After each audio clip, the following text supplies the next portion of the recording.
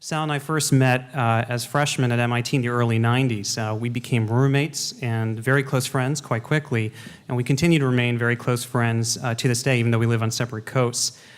He was the best man at my wedding and continues to be an inspiration to all of us who knew Sal when he was, Sal, the Renaissance man, math genius, technologist, come hedge fund trader, who had this interesting side project to educate the world.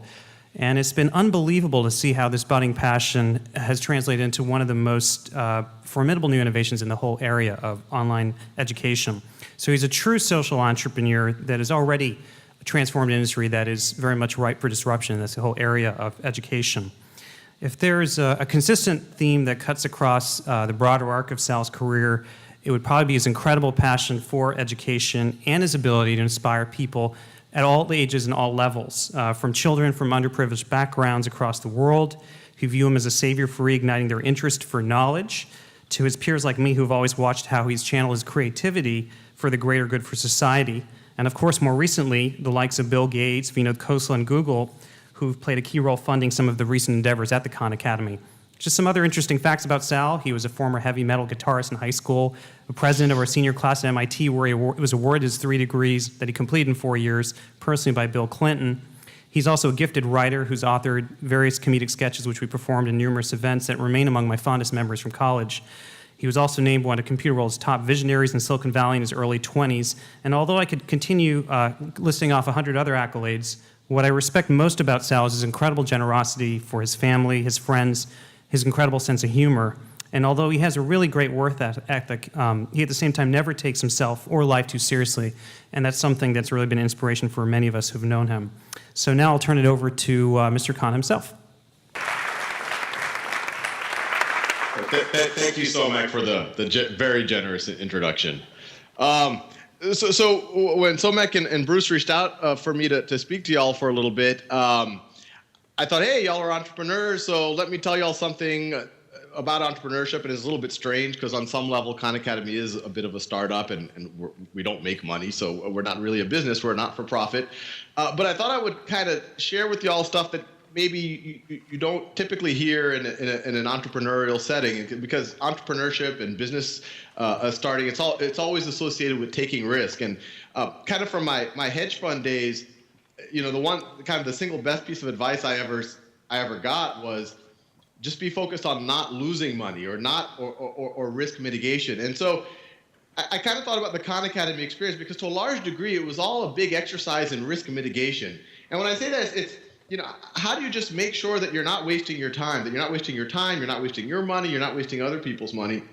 And the first thing, and it comes straight out of the Khan Academy story, is this idea of just build something pretty fast, prototype it, but actually have the prototype be what people use and put it out in front of people. And I say that because before the Khan Academy, I had tried doing kind of your traditional startup many times, and every time I did it, I'd have kind of an idea, and I would go out there, and I'd be very possessive of my idea. I would make people sign NDAs, and I didn't want to show them, and I wanted to go hire patent attorneys immediately. And in hindsight, that was the exact wrong focus at that stage of an organization. I should have literally just built it and gotten as many people as possible to use it and give me a genuine feedback about it. And that kind of goes into what I think is kind of like the second thing that you should really think about when you're starting something, to make sure that it's worth your time, your kind of your career investment. And that's to make sure it's really useful for people. And when I say it's really useful for people, it's not, get a bunch of people in a focus group and asking them, hey, would you pay $9.95 a month for this type of service? And 60% of them say, oh yeah, I think I would pay $9.95 a month. Is to have people try your thing out and just have a kind of unsolicited kind of reaction to it. And I'll read out some of the initial notes I started getting from Khan Academy. Because remember, I didn't even want to start this initially. I was happy with my other career. And it's things like this that convinced me that maybe I should redirect my focus in life. So actually, Somak and I can both relate to this from our days in college. But once again, it spoke to a very clear need. This was I cut out some of the things that aren't appropriate for a general audience here. But this was an email that I got from a student early on about why he finds these videos useful. He says, there's always so much else that a student has on their mind. What is a pretty girl looking like today? What was the professor like when they were a student? Should I talk to the pretty girl after class? That the slightest drifting of focus quickly turns into a fruitless 2 hours spent daydreaming or unconscious. Please continue what you are doing. Here's another one. And these, they start to, that's kind of acute. The kid, obviously has trouble focusing in class, and now he can watch the YouTube videos. But then a few comments start to speak to how something simple like what I was working on can actually change people's lives. And I would have never thought that it was actually the case, but we started getting letters like this. This is from a parent. I don't know who you are. I don't know who you are, but in my mind, you're a savior. My children really struggle with math. There's an inherited learning disability with my family. They get it, but only after seeing it done multiple times. Your videos allow us to get our children caught up with their peers. As a parent, I have to say thank you, thank you, thank you. And so there's this theme that started forming and kind of convinced me to start the Khan Academy that, regardless of what they would say in a focus group for 1995 or whatever, there's just this huge groundswell of need that's just reaching out, or they're kind of hungry for this type of thing. And then, I'll read one that I got recently, and I don't want to make this about, it is a little bit self-horn-tooty to read these thank you letters and all that, but I really want to put yourself in my mind and in my shoes as an entrepreneur of like, wow, because these are the things that convinced me to do the Khan Academy. So here's one that came recently. I'm a sophomore at the University of Minnesota, Twin Cities, and I want you to know that your site has changed my college career. I've taken calculus 3 times. The first time I didn't pass the class. The second time I had to drop the class. And this time I worried I wouldn't pass. But when my girlfriend's mom told me about the site, she heard about it at a conference, I checked it out. I began supplementing, proceeding, and sometimes even replacing my lectures with your videos, and I received an 84% on my first midterm. I almost cried, I was so happy. And so I was thinking, 84%, that's an all right score, but why is he crying? It's not tear evoking. But then I read the next sentence. Especially because the class average was a 47. Now I feel confident enough to say that I will most likely get an A in the class, which I simply didn't think was possible 2 months ago. And I'll read one more. My eldest kid is dancing, this is a different one. My eldest kid is dancing around in my room here because she's so excited that she found someone that teaches like this. And so, what I tell entrepreneurs now is if your product or your service or whatever changes people's life enough that they feel a visceral need to dance, then you've done your job. And so I'll leave you with kind of one other thought that I had, and this is I keep reminding myself about this because we're kind of on this growth curve with the Khan Academy. We're hiring a bunch of people, a lot of funding is coming in, and that's this is just something I've observed in for-profit and in social venture world, is that there are a lot of good ideas, and sometimes the good ideas don't always gel with the right timing. And the way to really maximize your odds of success is to make your organization fundamentally unkillable. To make your organization, you could ramp up, but as long as, even if your sector becomes unpopular, even if the financing dries up, even if there's kind of a major depression or recession, if you're an unkillable organization and you're fitting a need, and when I say unkillable, it means, at minimum, like Khan Academy, I hope to think is unkillable. The videos are out there.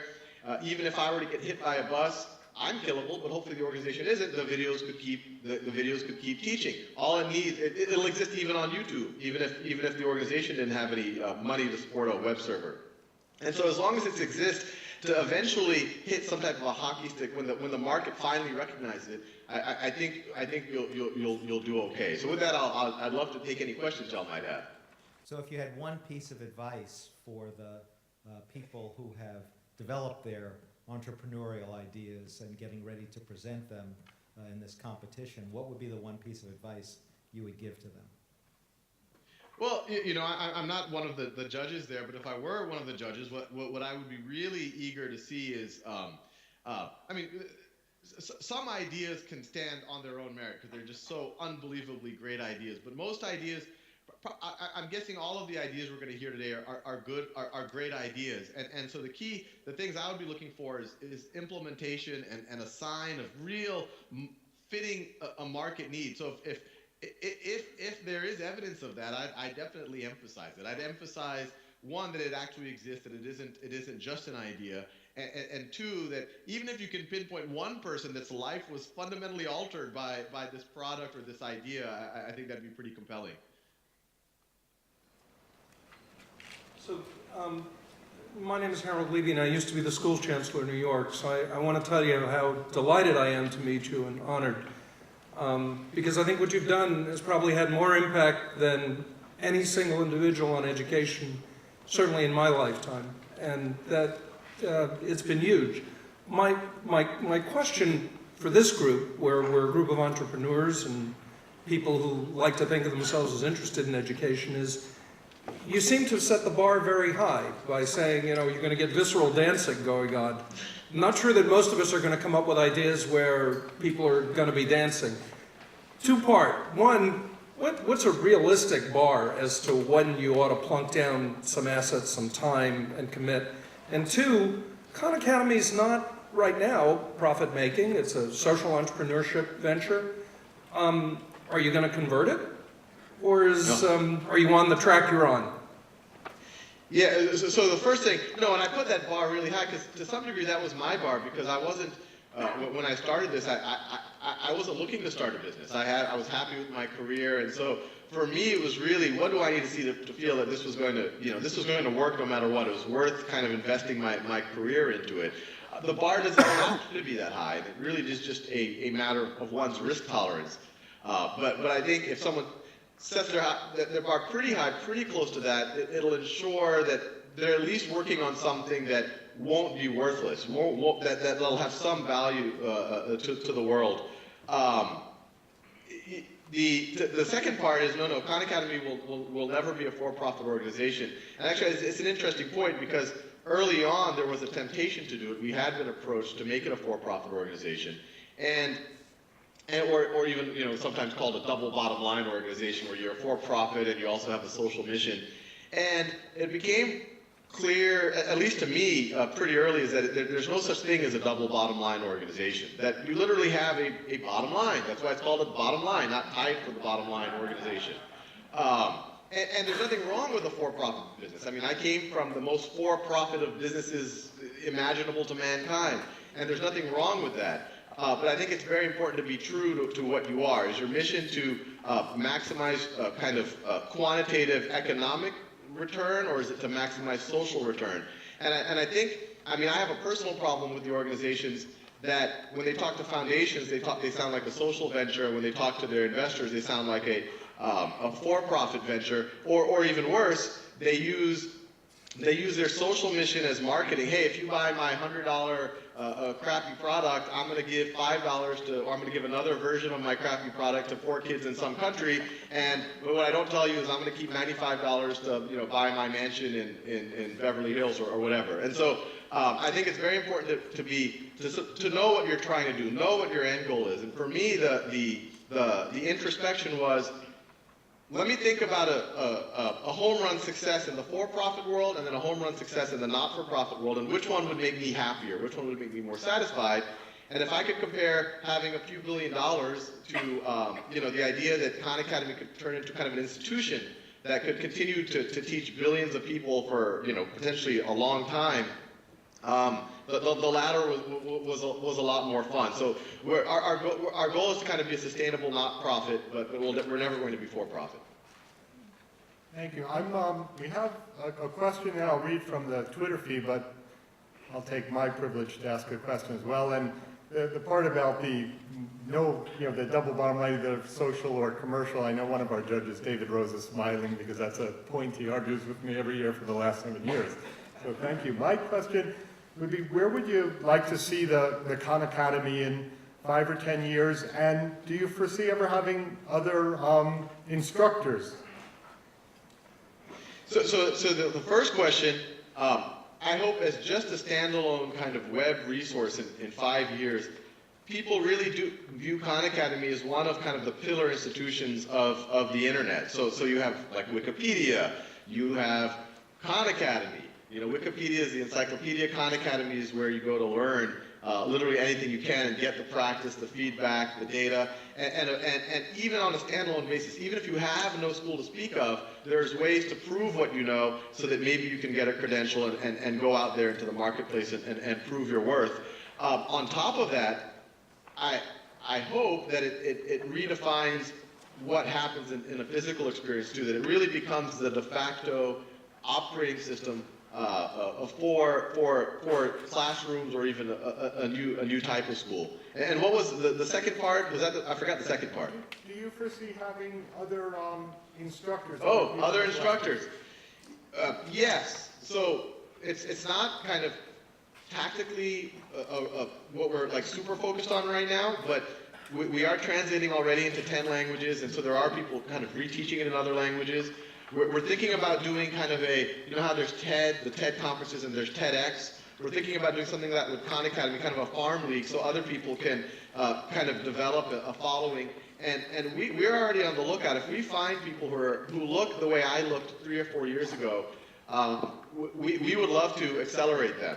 You know, bring them in, give them exposure. If we feel like they're really on the right track and they're in a neat domain, they're teaching. You know, I've been trying to get Somak to teach music. He's a world-class violinist.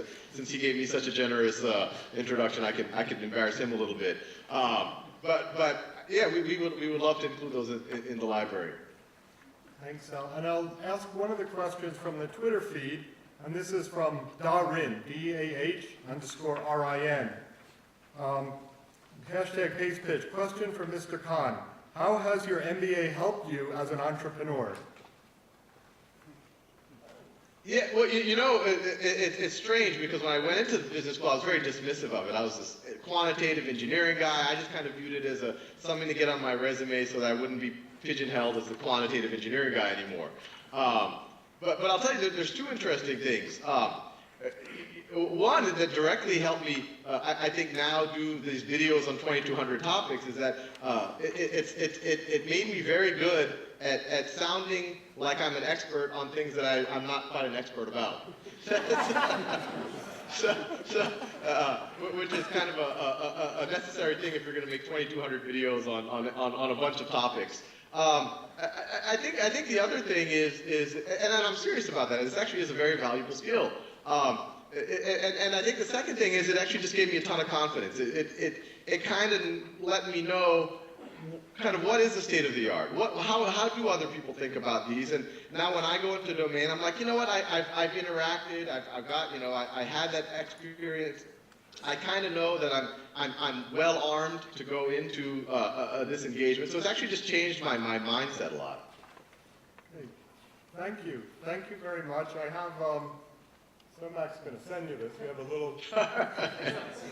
little crystal thank you for you. And Sal, thank you so much. You've been an inspiration, and thank you. And thanks Somak, his MIT roommate, for helping make all this happen. Thank you so much.